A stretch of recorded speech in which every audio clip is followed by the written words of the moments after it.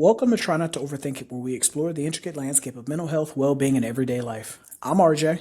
I'm Khalil. Join us as we dive into insightful conversations, share expert perspectives, and personal stories that shed light on the various dimensions of mental wellness. Whether you're seeking guidance, inspiration, or a deeper understanding of the human mind, this podcast is your safe space to engage, learn, and navigate the journey to a happier, healthier self. If you're new to the channel, please like this video, subscribe to the channel, and hit that notification button so you do not miss out on any future content. So, today we are going to be unpacking the topic of doing the right thing. This particular topic came about because both Khalil and I are both sports fans. And so the now ex coach of the University of Michigan, Sharon Moore, got fired after, it was discovered that he was having an inappropriate relationship with a staff member that was subordinate to him. And then, of course, it spiraled from there where he also got arrested and different things of that nature. So for me, Khalil and I, us both being sports fans, we thought it was important for us to kind of unpack this topic and kind of address it because we live in a day and age where, people struggle with doing the right thing. They struggle with doing the right thing. They struggle with saying the right things. They struggle Right. with staying consistent and standing on business. And I thought it was important for us as clinicians and providers to kind of unpack this topic and kind of deep dive into it. Because again, he's not the only person that struggles with doing the right thing. In his particular situation, he struggled with, remaining faithful to his wife and not engaging in certain behaviors that were unbecoming of a married man and a man of his position and a man of his station. And for a lot of us with far less to lose, because I think he lost out on $13 million, for a lot of us with far less to lose, we also struggle with the same problems. And I thought it was important for us to kind of unpack that. So what do you think about that, Khalil? Yeah, man, I brought the topic up to me. I was like, great, because, I think people are only talking about one side of the story. And that happens to a lot of sports players, especially players who are minorities. And it's like we only look at some of the sexual misconduct, but there's so many other things that we, as people of integrity, right, miss out on. Like people love talking about doing the right thing, right? Like it's a one-time choice. And we sit there like, oh, if I do this right, then I'm fine. Well, doing the right thing, integrity is doing this right thing all the time when no one is looking, right? It's about not just making it's about making the right choices all the time. It's not just about doing it one time with one thing, because he did make a lot of good choices. That's how he became head coach, right? Yeah. Um, even though we can throw the Harbaugh thing out, right? The Jim Harbaugh thing out, we got to throw that out the window. But there was a lot of other things that went on there, and he was chosen to be a head coach because of some of the good things he did. So he did make good choices. He was a leader of men. He was establishing the right type of recruiting and getting out and getting in touch with the community and bringing good guys in, good players in, right? So it's not like he didn't do certain things well. But when it comes to doing the right thing, it's in a larger array of different parts of your life, man.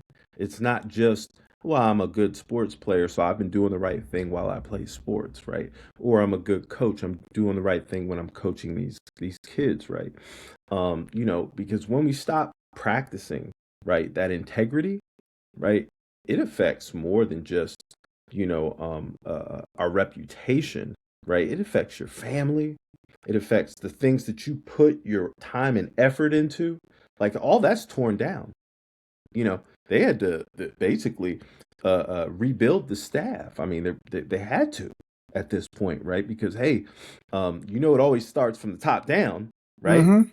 So that cancer they figure spread through everybody, right? Yeah. If he's doing this and no one's forthright about it and upcoming about it, hey, everybody got to go. Yeah. That's how they get you, right? And I think a lot of times we forget about that.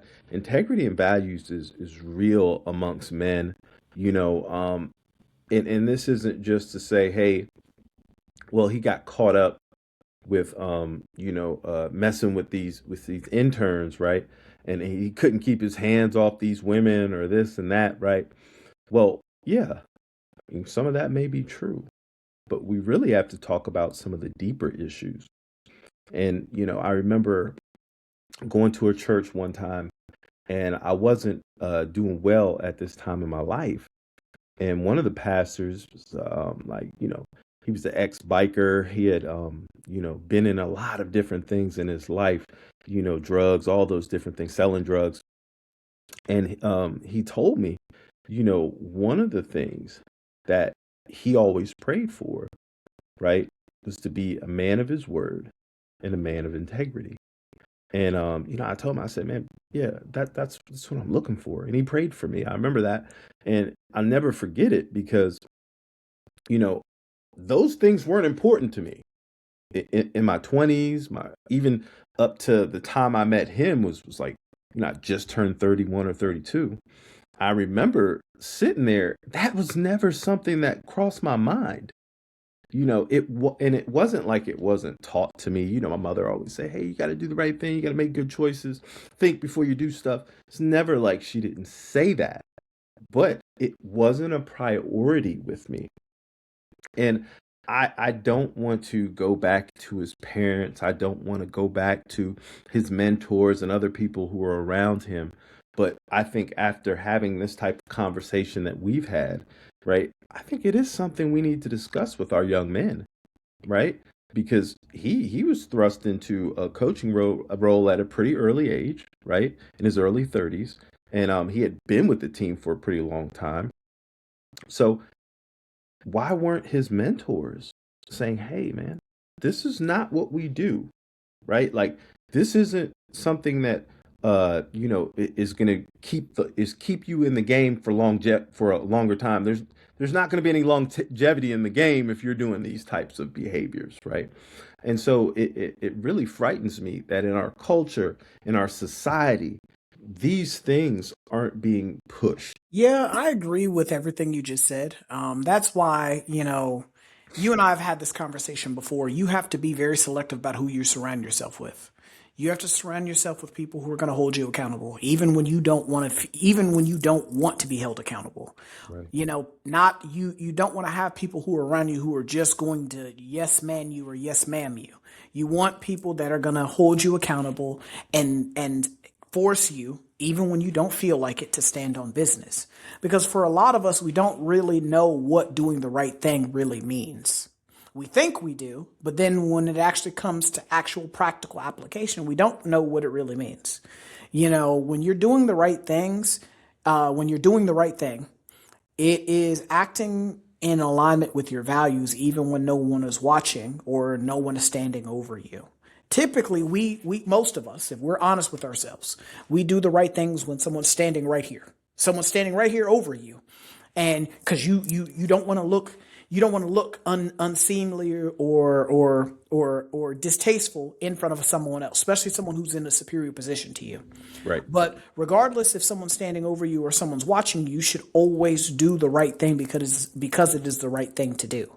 But for a lot of us, especially in today's society, the common mistake that we tend to make is we tend to operate off of a reward system. Doing the right thing is not always going to be comfortable. It's not always going to be convenient, and it's not always going to be rewarded immediately. Sometimes the rewards, what you are doing by doing the right thing, it is an investment in you being a better version of yourself. And sometimes that investment doesn't pay off until 5, 10, 15 years later. It's not always instant.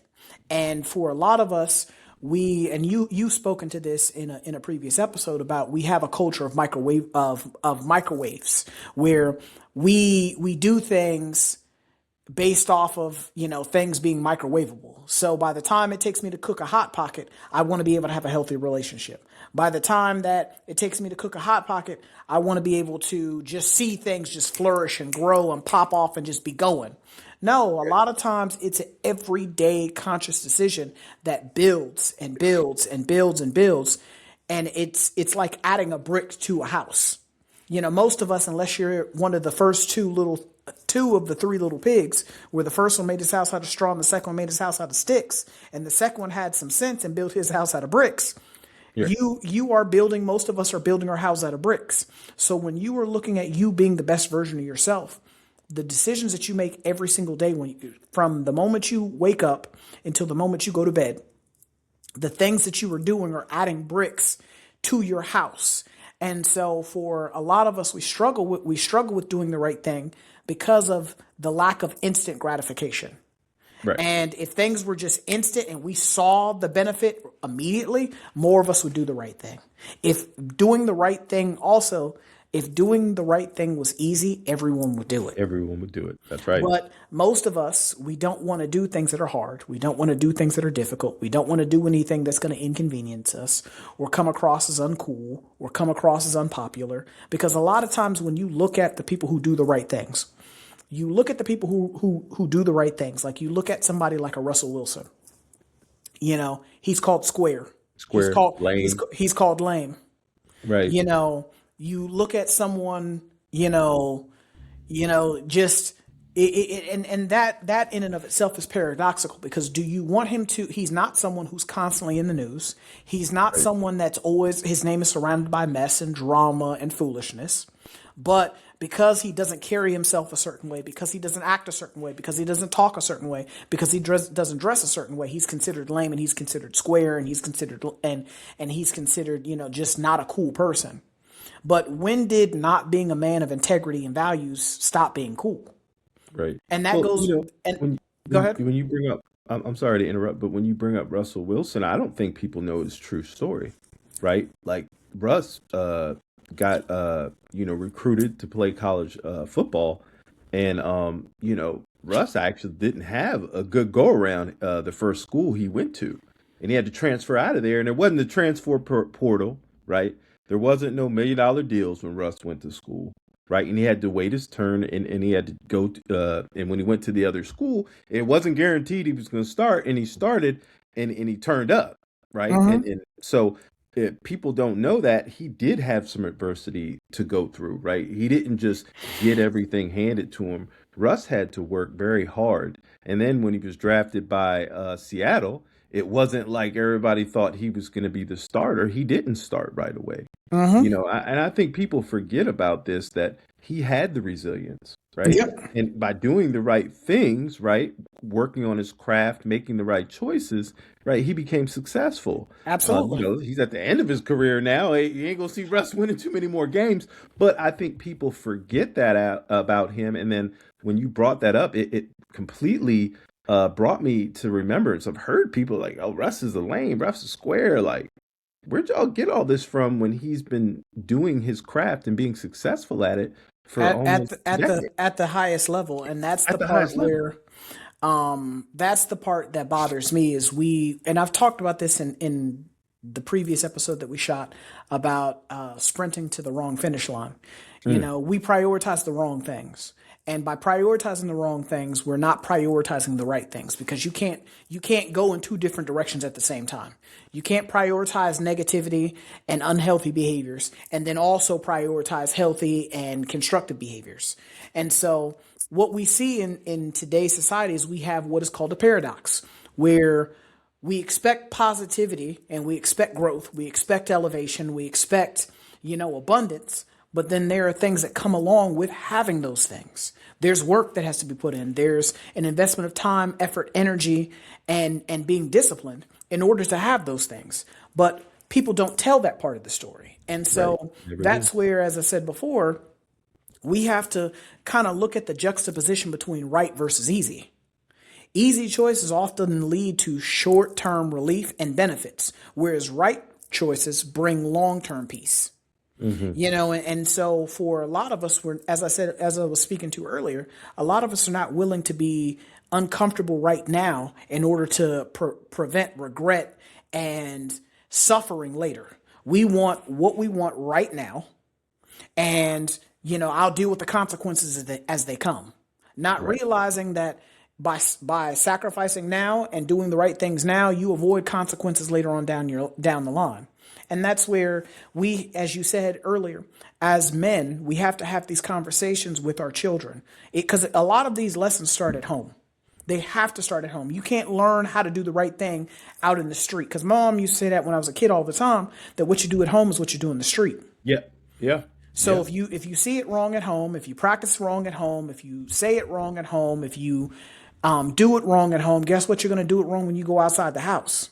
My That's right. mom was a big proponent of saying the right things, doing the right things, and just being in the right habit of doing those things because you are more likely to do things that are just a part of your everyday life versus doing things that's just alien to you. Now you're just having to get accustomed to it or get used to it. Yeah, there needs to be some practice with it, right? And also, we've seen it, right? And we've all been a part of it.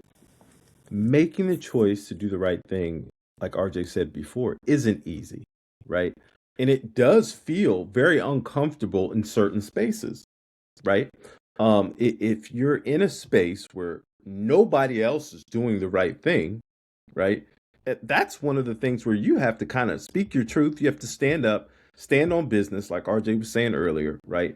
And it's not going to feel good. It's just like, you know, almost instant loneliness, right?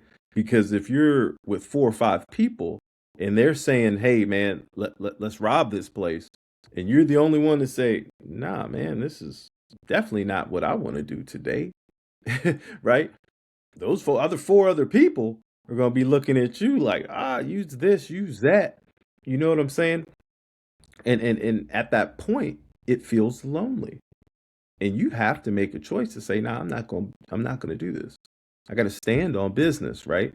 And it's one of those things, right? Because if doing the right thing was easy, like RJ said, everybody would be doing it, right? There'd be no high cost to pay because it'd be easy. Like, oh yeah, yeah, this is it. But man, integrity is practice. You get what I'm saying? I know for a fact I did not have that level of integrity until I got to the point in my life where I had positive mentors around me, right? I had people who were speaking into my life. I had people who let me understand that the weight that I'd be carrying on my shoulders is heavy when it comes to doing the right thing. They let me know there's going to be some choices you have to make, young man, that they're not going to be easy for you. Especially in the communities I grew up in. A lot of people, and I think one of them, really he spoke to me. He was like, "Khalil, you got to slow down." Because I was always speeding. I'm on to the next. Hey, I'm 90 miles going north. I'm on the next thing smoking, whatever it is, however I can get this hustle, however I can make some money, however I can do whatever. And I remember him telling me, "You have to slow down." And I remember not listening, trying to go do what I want to do, right? Which wasn't the right thing, and getting caught up and being like, "Oh my gosh." And I thought about him. And I remember sitting there and I was like, man, he wasn't wasting.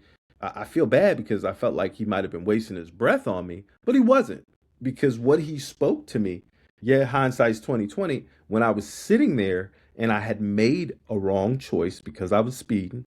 I look back and I was like, man, that guy was actually trying to teach me something he had learned previously, right? And no one's saying that you're not gonna go through some hard times, but this takes practice, man. It takes practice, bro. This is uncomfortable. That's where the therapy comes in, right? This isn't a comfortable thing. Doing the right thing is not comfortable. It's uncomfortable, right? That's why when you hear people who are in horrible workplace cultures and different places, and they have to become whistleblowers, right? They're scared. You get what I'm saying? That's why they have ethics and everybody involved, because it's hard because so many people are doing the wrong thing, right? And you see these red flags, but you got to keep ignoring the red flag, right? Well, it becomes part of the culture. It becomes part of the Yeah. culture, and then another thing is it also becomes hard. It's very hard to be the first one of anything. Yes. So when everyone else is doing the wrong thing, it's very hard to then turn around and do the exact opposite, and especially when you're doing it by yourself. And that's where, and I was having this conversation with the guy that cuts my hair. And like I explained to him, scientific fact that you are more likely to do stupid stuff when you have a group of people with you. Right. Group I said think. Yep. whenever you watch those movies where like the horror movies, like where the villagers are storming the castle and they've got pitchforks and Pitchforks. torches. They It's ready always a to group go. of people. It's never just one person. It's never one person storming the old Transylvanian Yeah. castle to come slay the monster. It's always a whole Medieval. gaggle. It's always a whole gaggle of people. And I mean, the thing about that is, you know, we have to be comfortable with standing by ourselves because sometimes doing the right thing is it's a lonely journey, you Very know, long. but we also have to prioritize integrity over image. Doing the right thing sometimes means choosing integrity over other people's approval. Hmm. Like for me, life became way easier when I stopped seeking other people's approval. As long as I knew what I was doing was the right thing, and what I mean by the right thing, because the right thing can sometimes be subjective. It can sometimes be open to interpretation or open to opinion, but you know in your heart of hearts what the right thing is to do. Every single time you do something, you know what's right and what's not right. Because as a servant of my heavenly Father, He blesses me with discernment. So He Hmm. gives me Hmm. discernment to recognize probably shouldn't be doing this, or I probably shouldn't be saying this.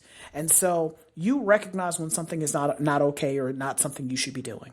And so, going back to Mr. Moore, with his particular situation, you took vows before God in front of your friends and family to this woman.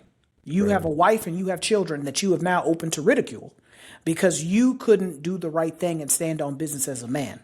Like, not even just the fact that you got caught with this person and just what other people are making it into be, especially like with the whole racial aspect of him being African American and then the person he was dealing with was Caucasian and all this other stuff. You take that away, but you as a man, you are married. You owe loyalty and respect to your wife. And Right. so, as one man to another man, it is never okay that you took vows to this woman in front of God and your family, and then you dishonor and you disrespect her like that. And then again, you further disrespect your children because I'm pretty sure that they have more than one Yeah. kid. They So had to. you disrespect your children by dishonoring and disrespecting them in a very public manner. Because it wasn't like this was something that nobody knew about. This was something that happened and everyone's aware of. So now they're open to stuff that they didn't even ask for. Hmm. And so that's where, for me, that's where, as you and I talked about accountability. Accountability. It starts with us, like as men, we have to hold each other accountable. When I see my brother or my homeboy Khalil doing something that's just out of pocket, I'm gonna say something because again, as men, we have to hold each other accountable. Especially because for some of us, and I believe in giving everybody the benefit of the doubt, and in some cases shooting some people some bail. Some people never saw what right looked like. Right. Some people never experience what right looks like. But that's where, as Khalil alluded to earlier, we have to unpack that. We have to unpack that and we have to process that because you see that a lot in today's society where you have, young men who are growing up without fathers. So how can you learn how to be a man of integrity? How can you learn how to be a man of values? How can you learn how to be a man of morals and integrity when you've never seen it before? Right. Especially when you look at people that happen to look like Khalil and I.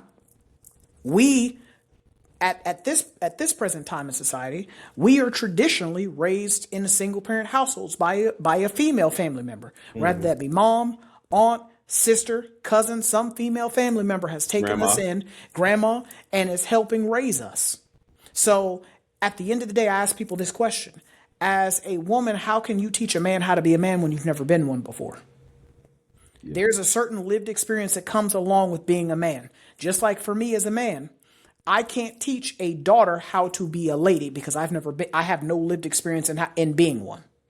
So this is where it is important, regardless of Dr. Bryant's, credentials or what college she did or did not go to, or what degree she actually has or does not have, what licenses she has or does not have. The Right. overall value and the intent of her message was spot on. When we're out here doing very intentional things that have very intentional outcomes, we need to be prepared for those outcomes and what comes along with those things. So when she was pointing out to Cam Newton that you are creating a series of broken homes, because again, you're only one person. And so you have multiple children in multiple different households. There's no way you can actively be, evenly Present. involved Can't and be present and invested in each one of those kids at the same time. You just can't, because you're only one person. Right. And so with those children being in different households, there's no way you're raising those children the same exact way, because you and their mother may not see things the same way. So being on the same page to be able to pour the same types of lessons into them, it's going to be hit or miss. And this is where, as I said before, we as men, we have to do better, because the way that we are moving, the way that we are operating in life, we are setting our children up for disaster and for calamity and catastrophe. Because in his particular situation, again, you have to, as going back to my original point, you have to choose integrity over image. Your character is shaped by what you do when it costs you something. Most of us, we only want to participate in things and we only want to do things when we feel like it doesn't negatively impact us. Right. But I get it. As I said earlier, doing the right thing is very difficult. And if everyone could do it, if everyone was willing to do it, we'd be in a much better place in society. There'd be no crime. There'd be no murders. There'd be no sexual assaults.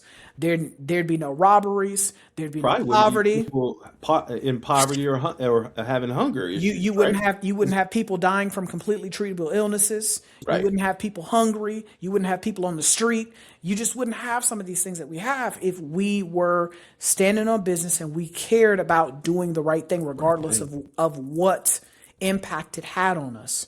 But for most of us, we're only as participatory in things as the lack of negative consequence. As long as it don't negatively impact me, I don't care. I'm going to keep doing what I'm doing. I'm going to keep doing it. I'm going to keep doing what I'm doing. But the moment it becomes inconvenient for me in any way, shape, or form, think about like working out. Most people quit working out because of the inconvenience.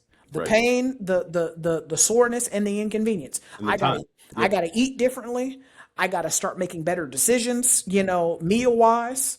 I gotta give up certain things. I gotta give up hanging around certain people. Like, there's too many things that work against people who it is not ingrained in them to work out. Well, I was trying to hold off on this and address it a little bit later on, but because this is a mental health podcast, I want to get into the mental health aspect, right? Mm-hmm. And it almost, myself and RJ have talked about this before. When people make mistakes or people do things, right, there's always this plea of mentally ill, or my mental health was suffering, and I did all these things because all of a sudden I'm suicidal, right? When I have consequences, I'm suicidal. I'm sorry, I want to say it like that. These people aren't, just so depressed that they are thinking about taking their lives. They are someone who suffers the consequences, and all of a sudden they're suicidal, right? There's a difference. And so we heard all of this in the story, right, for Sherrone Moore. And it started to become something where I don't know if people are trying to pass it on in the media as there would be some more empathy, and maybe that's what his attorneys and his law team decided to come up with. But, the issue I have with all this is what we said before, right? When we don't make the right decisions, right, and we're not making the right choices, and we're not being a man of integrity, right, we are going to affect other people. And the first person you're going to affect is yourself, because you're going to usually have some sort of consequences from not doing the right thing. And, I get it. He was probably very distraught. You lost your job. They called you out. There was an investigation, right? Because I forgot the gentleman's name who was at Michigan State. What was that? 2 years prior, he had a whole sexual misconduct thing. I think it was 2 years. Yeah, was it 2024 or 2023, 2024, right? And it was African American, and he was fired as well, right? And so he already understood what was going to happen. He already knew it was going to get out. It was going to affect his wife, his kids, right? And yes, at that time, situationally, you might be depressed, right? Or you might even think, I should just end it all because I've ruined my life, right? And when we look at that, right, mental health is something extremely, extremely serious to me, right? Not just because I work in the field, it's because I've seen it gone wrong. So is RJ. We've seen it gone wrong. We've seen when people don't get the help and support, they die, right? And so it's serious. It's not a game to me. And I even when you have these killers that, oh, insanity. No, you knew what the hell you were doing when you got your guns and you loaded the ammunition, right? You were very intentional about everything you did, right? And all of a sudden, I was just crazy. No, I've seen people who are insane, right? There's no plan, and there's no, they don't really set out that day to go kill someone, right? It's completely different, and so it bothers me, right? And that's where the lack of accountability comes in. Hey, if you did it, stand on it. Yeah, this was something I chose to do. Yeah, Didn't work out. because Didn't work out. because in his particular case, in order to get to the point to where you got fired, right? There were a lot of conscious decisions that were made. You guys messaging each other, you guys texting each other, you guys calling each other, you guys meeting up. At any of those point in times, you could have said, danger, danger, danger, let me leave this alone. But you guys then actually did meet up in person. Then you guys, one thing led to another, clothes are coming off. It takes some time to take some clothes off, unless you're Jim Carrey from Bruce Almighty. And if you've ever seen that scene where him and his wife were about to get it on, and my man did like this, and all his clothes came off. Unless you're that guy, there's some clothes that are, as you're removing clothes, you could have stopped.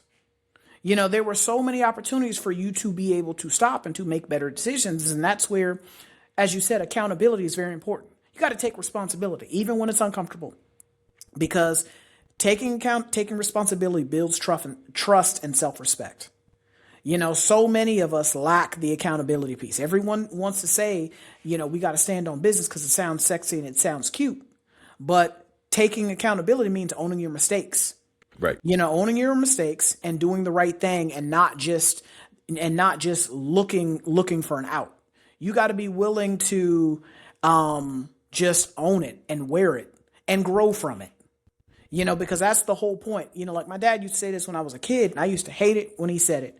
But now as an adult, I understand, I respect it. That, what doesn't kill you makes you stronger. And so for a lot of us, we have to look at, and most of us, if you've lived long enough, you survived something. And so the fact that you and I are able to have a conversation tells me that, hey, it didn't kill you. So because it didn't kill you, you can learn from it and be better because of it.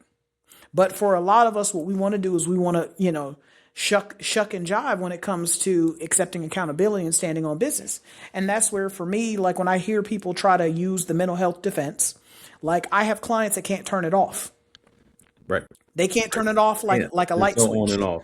They're every day they're dealing with being mentally ill. And so for someone to, claim being mentally ill or claim mental health, when that's, when it's just convenient for them in this time, I don't like, I don't like. But I also, we got to talk about the boundary piece. Boundaries are a big part of doing the right thing. Saying no can be as ethical as saying yes. And so for me, I'm a big boundaries person. Boundaries are my favorite B word. There's another one. It's a lot shorter, but this one is my number one favorite word. The other one's my number two favorite word, but this one's a favorite, cause we're a family friendly show. This is my number one favorite word. Because one thing that I learned from listening to Derek Jackson after his life imploded after became apparent that he was doing things he had no business doing. He was not a man of integrity and was not doing the right things. One of the things that he said that was very prolific and was very thoughtful was loose boundaries turn into no boundaries. And before I knew it, I was doing things I had no business doing. And he's absolutely correct in that. For a lot of us, we have very loose boundaries. And so because we have very loose boundaries, we start having conversations we should not be having. If I'm committed and I'm in a committed monogamous, key words here, committed and monogamous relationship with someone, I'm sorry, you can be the baddest thing with two legs. You will not be anywhere with me by myself. You will not be in my car. You will not be within arm's reach of me. I'm going to make sure there's at least six feet between me and you at all times because I don't need to be tempted. One. Right. I don't need to be tempted. I got eyes. I got 4 of them, so I can see very well. So at the end of the day, I don't need to be tempted. And I also don't need you any closer to me than you need to be, because I don't need someone to then go back and tell my significant other that, hey, I saw RJ over here doing this or doing that with so and so and so and so, and that may or may not be the thing. That may or may not be exactly what happened. You, by setting those clear boundaries and ensuring that you are putting as much space, metaphorically between you and mess and drama, you are removing yourself from any situations that could be open to interpretation. That's right. When you're having to explain this ain't what it looked like, or baby, let me explain, you already done messed up. And that's where, for me, as square and as lame as people say that Russell Wilson is, where have you ever seen his name attached to mess and drama? Right. Never. Unless someone's talking bad about him. Unless somebody's talking bad about him. You had the guy that talked about the Thanksgiving dinner, and then you had Channing Crowder, on the Pivot podcast talk about him a couple of times about how square and how lame he was. But when you talk about the things that are important, the things that make a man a good man, where does he have a flaw in character? He doesn't. No one can point that out. No one's perfect by any means. By no means am I saying that he's a saint among men. But at the end of the day, you will never hear anybody attach his name to foolishness. And that brings me to my next point. As a man, we should be very concerned about what our name is attached to. That's right. I'm sorry. My name stands for greatness. So if there's some things I will fight you over. You trying to attach dirt and smut and foolishness to my name, that's something. I don't care who you are. We fighting. It's up. Because I know what my name represents, and my name does not just represent me. My name represents everyone else that came before me and everyone that came after me. I take pride, the utmost pride in what my name represents and who it is attached to, because everybody is not a part of this. Everyone is not a part of this clan. And so as men, we should be very cognizant of what our names are attached to, who we are attaching ourselves to, and what we are engaging in. Yeah. You have to value what your name represents as much as when you value your credit score. Yeah. Your name is your brand. Exactly. Your name is your brand. We've talked about this several times on different podcasts. Your name is your brand, right? That's what people see as soon as they hear your name. Right. If in certain circles, especially me being a social work, they say Khalil, people know I'm an advocate. Right. Because that's what they have heard my name attached to. I'm a client advocate. Right.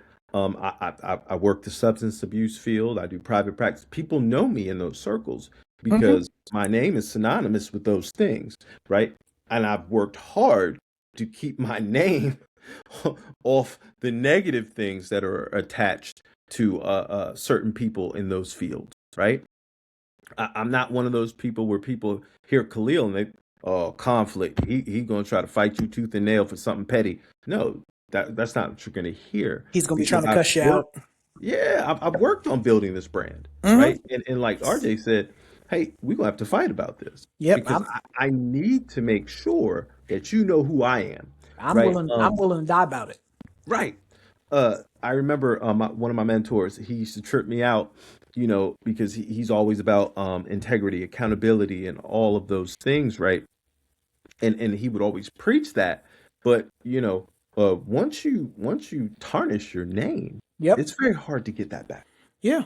I right? mean, it's no different. I mean, imagine your name being like a fresh pair of J's, white pair of J's, Yep. or a fresh pair of white Air Force Ones.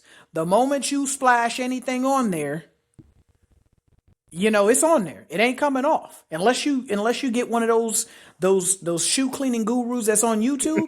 It's on there. You might as well throw them bad boys away and just go buy some brand new ones because they're just done. Well, you know, I'm not saying, you know what, when you use that immediately, that popped in my mind when you use that metaphor, right?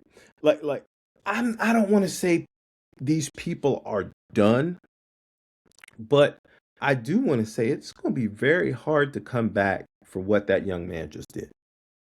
It is going to be very hard to come back from that, right?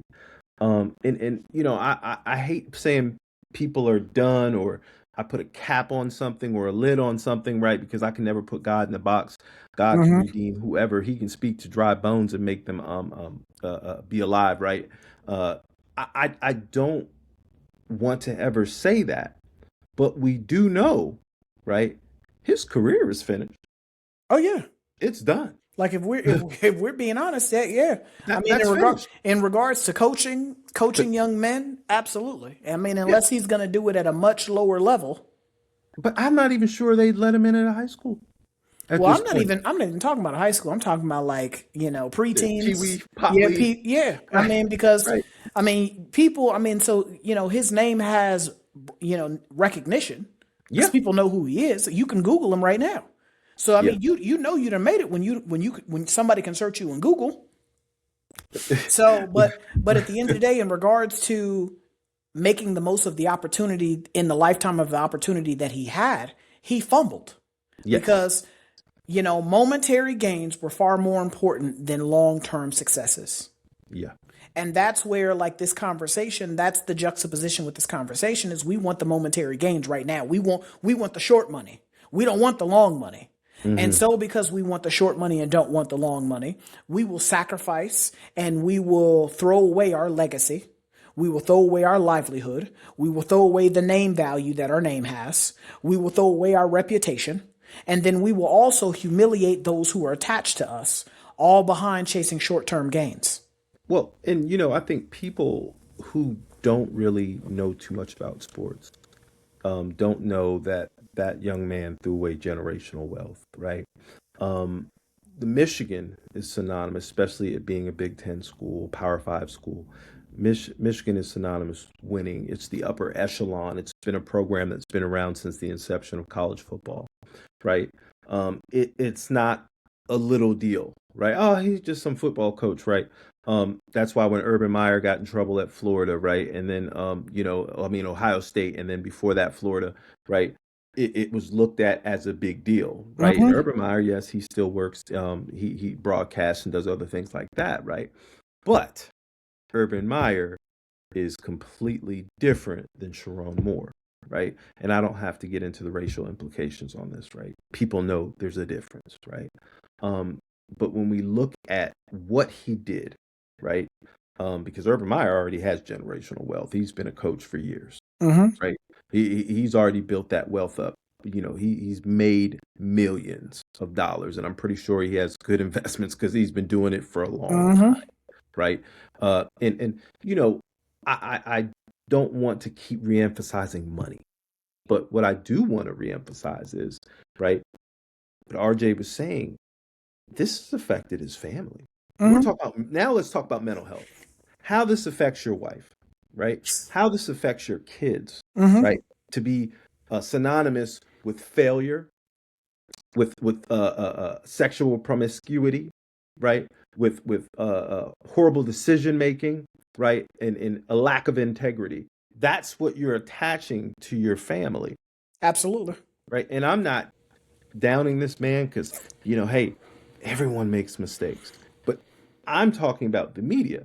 All people, oh, he fumbled the bag. This isn't even funny. This ain't about all that. I don't care Yeah. who he was with. Because they didn't ask for any of this. Right. They didn't ask for any of this. And so the thing about it though is like, as the man, And this is where I come back to this point in the conversation.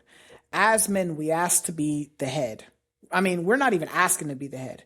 We are supposed to be the head. And Supposed. in today's society, in today's relationships, in today's, marriages, in today's family structure, we're asking to be the head.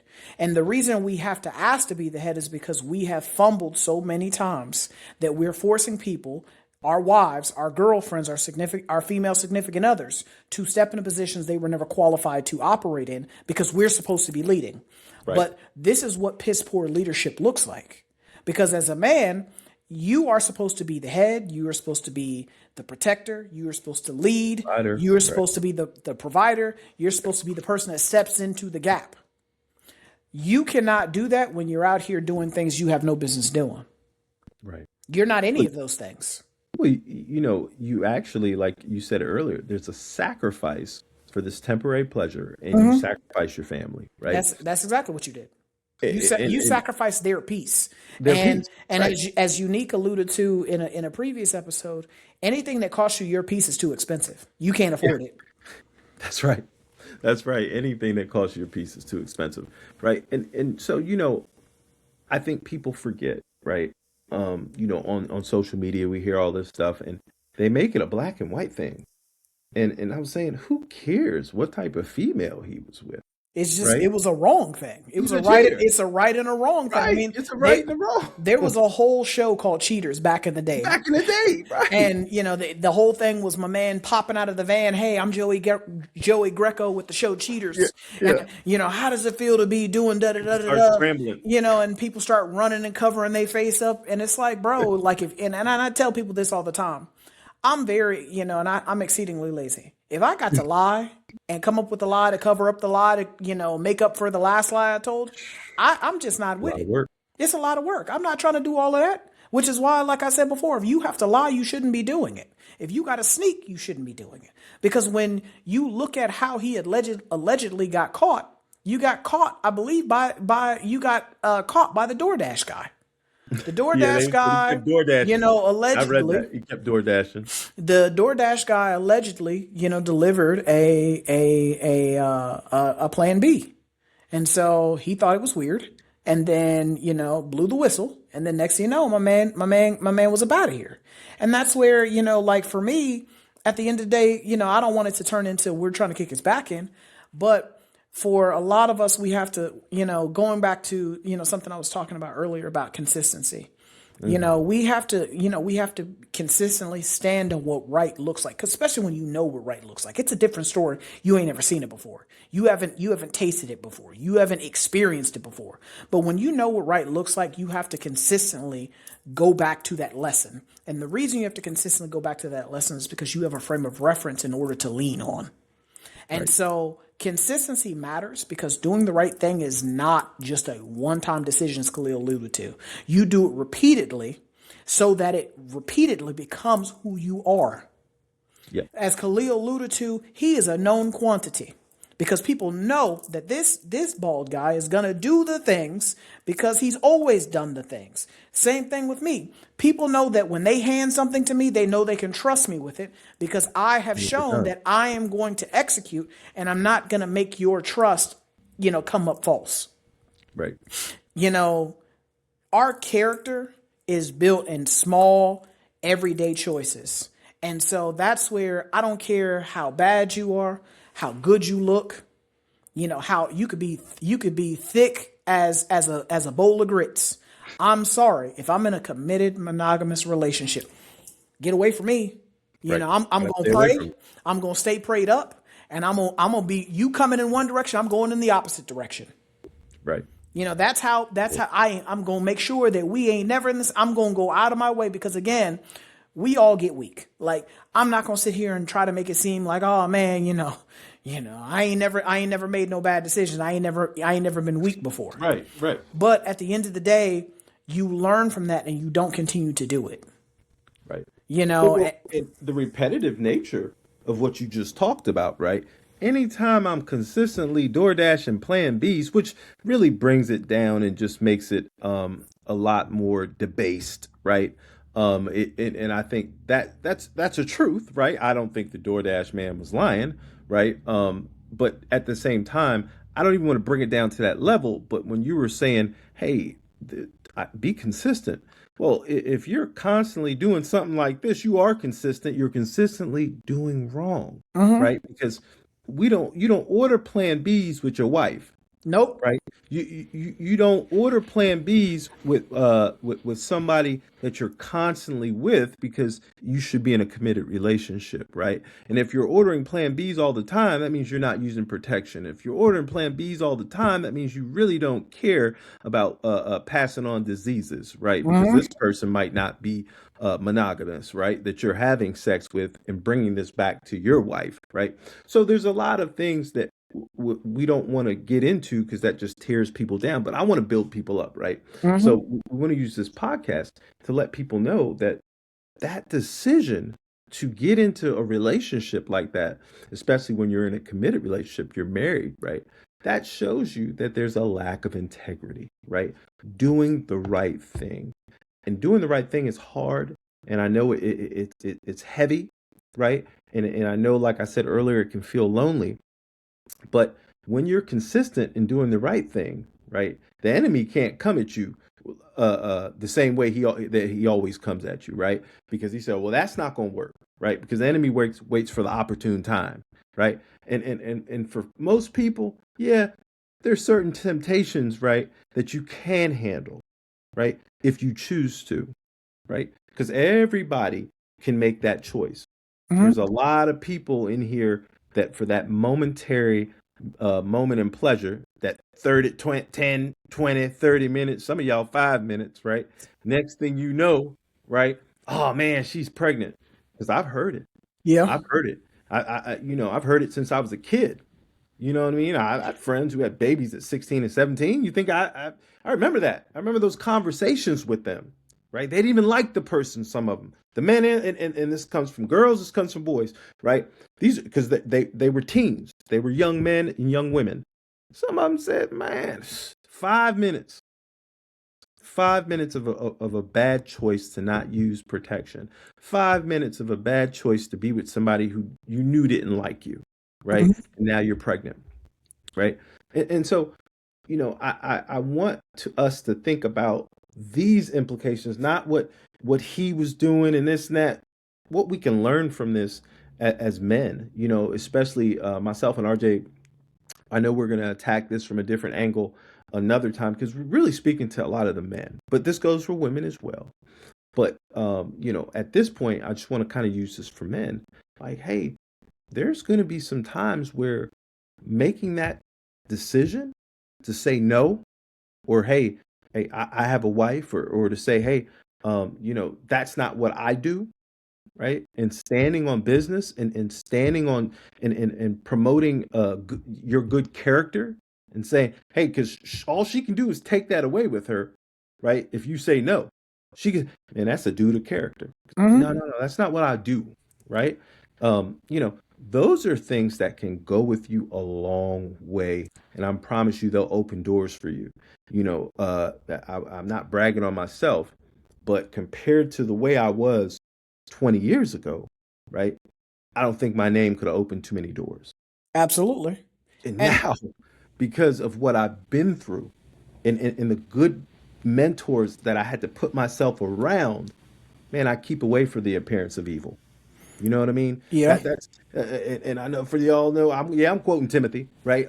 What Paul said to Timothy because he was young and he didn't understand. Yeah, you might go around certain people, right? Oh, I'm just out here doing my thing, and then somebody will interpret it differently, right? So I Mm-hmm. can't even let you interpret it differently.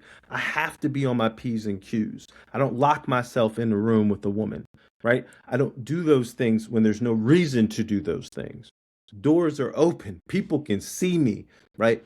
For a reason. Unless I'm in a one-on-one session, right? Doors are open. You're not just going to come hang out with me in a closed door, in a closed room. We're not just going to keep exchanging text messages all day long, right? Absolutely. I There's mean, boundaries. Boundaries. Unique always talked about boundaries. Where's your boundaries? And he didn't have any. well, I mean, what you're speaking to is the long view.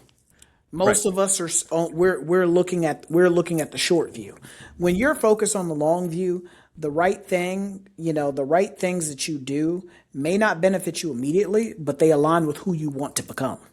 Right. So I always ask people, where do you see yourself in 5, 10, 15, 20 years? The reason I ask for that is because that gives me an idea as a therapist where this person envisions themselves, where this person sees themselves, or how they or the importance that they put on certain things. Because my thing is, if where they see themselves is not in alignment with what they're currently doing, well, what are we doing in order to get to that point? It makes Right. me ask that question. And so, again, that's where, like I said, you have to always operate and carry yourselves with the long view. But, because I know we're running close on time, your peace of mind is often the quiet reward for choosing the right things.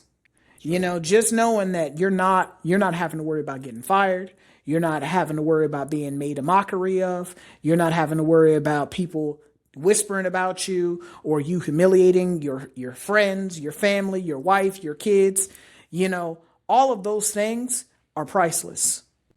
A peace of mind is priceless. I know that was like a credit card commercial for a long time. Like, oh, It was. It was. this $50, that $50, peace of $50. mind, Right. priceless. That's Look. 100%. That's 100% true. Not having to be in the middle of drama, chaos, calamity, and catastrophe, it's priceless. And so that's where, for me, I'll take being a square, I'll take being a lame, I'll take being, any of those things any day than my name being attached to foolishness and BSery. Right. And I don't know how many millionaires that people, and I wish people would do this sometime. I know we're running out of time. How many millionaires do we usually call lames and squares?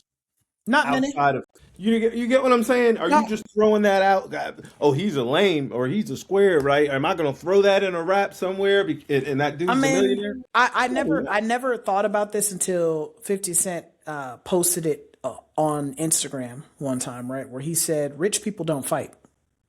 He's like, They can't. he said, when you stop and think about it, when have you ever seen a person that's wealthy fighting? They don't. You don't. You just don't have time. And so when you think of that from a person who is morally rich, has, just over an abundance and wealthy in character. They're not out here fighting. I'm not out here going back and forth with people. I'm not out here arguing with folks. There's certain things I'm not even participating in because those do not align with who I am. Right. My And value. that's wealthy. And so I'm wealthy in character. I'm wealthy in morals. I'm wealthy in values and integrity. I'm not doing certain things, and that's where we have to look at it. When certain things, when you have ascended to certain points in your life, and when I say ascended to certain points in your life, I'm talking about having morals, values, integrity. Just doing the right things. Certain things are beneath you. Right. Certain interactions, certain relationships, certain conversations are beneath you. I'm sorry. I'm not going to be standing here outside screaming and hollering with someone because that's not who I am. That's beneath me. I'm not even engaging in that. I'm not engaging in a workplace romance with someone that is not my spouse. That's beneath me. But more importantly, I'm not even going to put myself in that situation to be set up for failure. And that's where we have to recognize what we're weak in and ensure that we are disciplined and we are doing the things necessary to get in between that particular situation and something that could trigger us or something that could trigger us to be on a downfall or a decline. So we are going to end the conversation here. This is Try Not to Overthink It signing out. I'm RJ. And I'm Khalil. If you like what you heard, you like what you saw, we ask that you please like, share, subscribe, hit that notification button. We're trying to get these messages out. Join the tribe, be a part of the tribe, be a part of the family, help us grow. We're trying to get these messages out here. We trying to go hard in the paint in 2026. If you would like to listen to us instead of watch us, I don't know why you would, because we are some very good looking people. You get to stare at these faces for at least an hour. Hell, if you watch all of the episodes, Watch all the episodes. all of the previous episodes, and drop comments and different things like that, you get even more time to look at us. But if you would like to listen to us instead of watch us, we can be found on Apple Podcasts, Google Podcasts, Anchor, Audible, Spotify, pretty much anywhere you can get your audio files, we can be located. If you would like to support us even further than that, because you should definitely watch us and listen to us, do both of them at the same time. But if you'd like to support us even more, the links to our social media will be down in the description, where we drop both we drop content daily, where we drop both condensed versions of the episodes, as well as products that Khalil and I call mindfulness minutes, geared towards helping each one of us be better 1 minute at every single day. But this is Try Not to Overthink It signing out, and we will catch you guys next time. Peace.